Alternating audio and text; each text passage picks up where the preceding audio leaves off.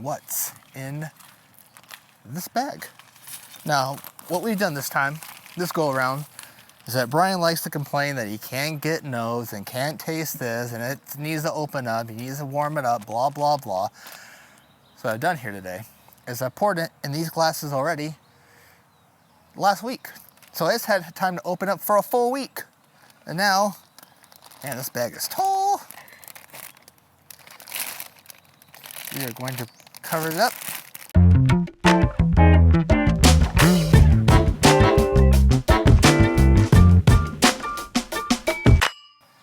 It's got light legs. And it's got light legs. It's got, I mean, making me think that there's some proof in here just by looking at it. I may not know what I'm talking about, but just by looking at it, I think there's some proof. Just based on the way the very rim of the glass, like the very top part of the, where the legs form, the amount of legs that were in there, I don't even know if that's science, but that's all supposed to be about oil content when you look at the legs. But there's something that I recognize from stuff that has high proof as far as the amount of legs that form, along the line, like there's a leg every millimeter. And it's even doing it on the lower ones too. Are you getting this, Noah? You getting these drips down here? You see the drips? So you can't see the drips? What if I hold it against my hat? Can you see the drips now? I don't know what you mean by drips. The drips on the glass. I don't see anything coming off your glass. All right, never mind. We're off to a great start. So off the nose, I get bourbon made by people who know how to make bourbon. Bourbon made by people who know how to make bourbon. That's a good thing. It is, because that's not always the case. It's not always the case. I like that. So we got quality bourbon is what you're telling us here. Quality bourbon. Quality bottle. Quality bottle. Okay. I think it's probably, just off the nose, I may go renege and say something else, but okay. I'm thinking this is about 115 proof somewhere. That's just off the nose. I should probably go back and think that one again. Probably close around that range. But it's a fairly complex nose. I mean, I'm getting like a rich apple. I'm getting a little, like a licorice twist. And I'm looking past, and when you say licorice, I mean, you're talking about like a grapevine or something. Yeah. Right? You're not talking, or a red vine. I mean. Red vine. Yeah, you're not talking about like black licorice or even red licorice. You're talking about, because red vines have a totally different thing than just even red licorice. I'm going red vine.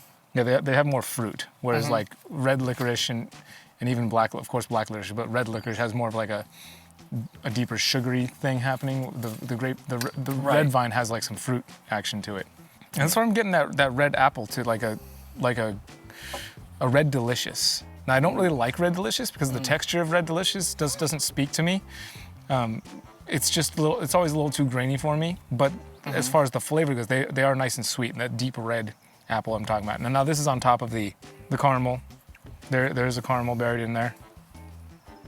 But the thing that really struck me off the bat was that deep, rich apple, super ripe apple, which is strange because I said this was bourbon, and I always get apple on like Irish whiskey, but that's more of a green apple. That's I'd like to differentiate between the two notes that you get a lot. Is the apple on Irish whiskey is more often a Granny Smith or some kind of green apple, whereas this is just that deep, red, dark apple.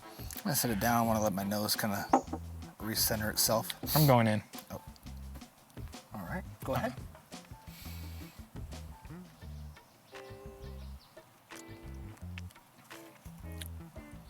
Whoa. I like whoa. Whoa always makes me excited. You know what? Now the apple's making more sense. As I drink it, I don't think it's bourbon anymore. Now I think maybe it was finished in some bourbon casks somewhere along the line. Okay. But so now I'm thinking Irish. Now I'm thinking this is a finished Irish whiskey. I don't know if that's accurate or not, but that's where my brain just went. I went straight to like some Blue Spot or something, like a finished. Blue Spot. Yeah, and again, this could just be all over the place. I don't know. What else are you getting besides thinking that it's Irish? There's a leathery thing happening, and okay. It could just be, it could just be a blend throwing me off. This could be some like. This is the first whiskey of the day, so it's a little. I mean, I know I took a little half-assed pull off that Old Forester 100 proof, but Oh, still. Now I'm thinking, Well, do you like it? I do like it. Oh, I 100% like it. Okay. Would you buy this one again? Yeah, definitely. Okay. Definitely. It's good. It's getting that deep. That's throwing me off. Now I'm thinking it's finished Irish whiskey, which a lot of Irish whiskey gets finished. Yeah, I was going to say most of the Irish whiskey is finished, isn't it? Well, they do age it in ex-bourbon casks a lot. So it's not technically finished. That's just how they age it a lot of the time, using used oak. But I'm saying like though. no, it's not. It's not though. If you just Irish whiskey, if you just had Irish whiskey and they aged it in ex-bourbon casks, like they do a lot of Scotch, is aged in ex-bourbon casks, but it's not finished.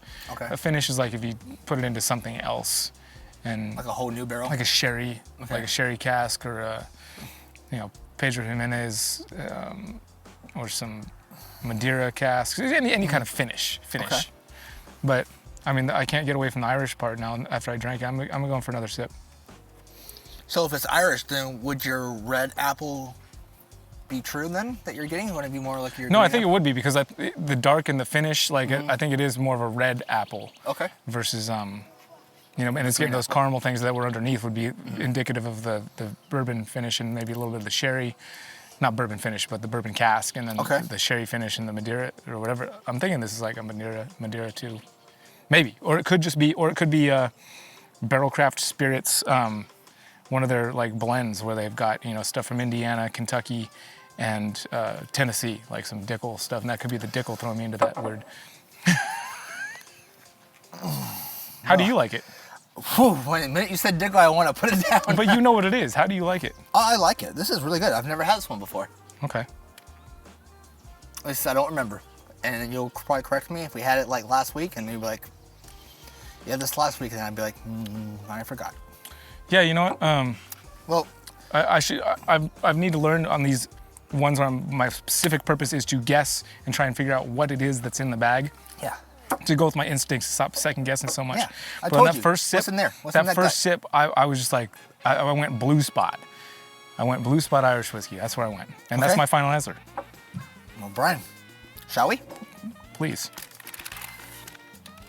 Mother. That's. It's gonna be a great month when you get it right. Oh, sherry butts and Madeira casks, bourbon barrels. Oh, I'm on point today. We better do something good. Let's do stuff. I'm not always on like this, and if we're on like this, I need to make sure that like we do something else so I can use my onness to the benefit of You're whatever. taking over for me on that madness. Everything is better with whiskey. When you get it right on the spot, too.